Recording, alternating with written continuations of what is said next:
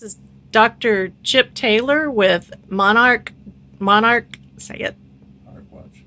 monarchwatch.org if you want to go to the website. Could you tell us a little something about the threats to the monarch? Well, the major threat to the monarch has been the loss of milkweed in the upper Midwest, and there are two reasons that we've lost a lot of milkweed there. One is the adoption of Roundup Ready corn and soybeans.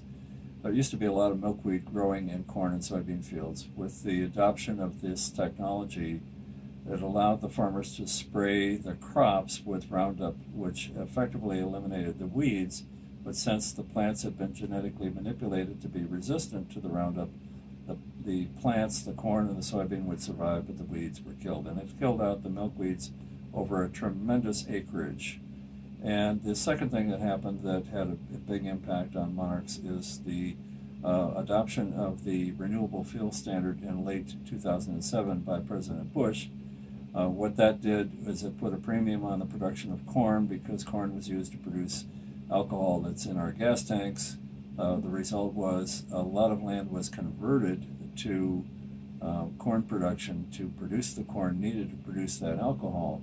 That resulted in the loss of about 24 million acres of habitat, grassland habitat mostly, and that grassland habitat contained a lot of milkweed. So this was another reason that we've seen the monarch population decline, the loss of habitat due to the adoption of Roundup renewable fuel standard, as well as this adoption of the Roundup Ready corn and soybeans.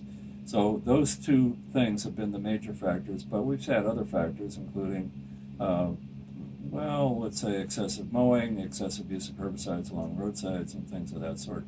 And we've got a loss of habitat due to the development of our cities and our sprawl, which is consuming about 1 million to 2 million acres of habitat a year.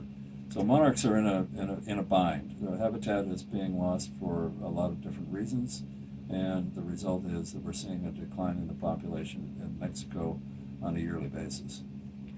And if people want to know how they can help, they can go to monarchwatch.org and look at our free milkweed program, free milkweeds for restoration, or they can get milkweeds for schools. That we have a program that will provide free milkweeds for schools as well.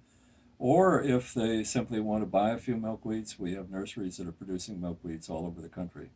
So we have a milkweed production operation in Oklahoma, another one in Kansas, another one in Florida, and a fourth one in California. Thank you so much for your work. Thank you.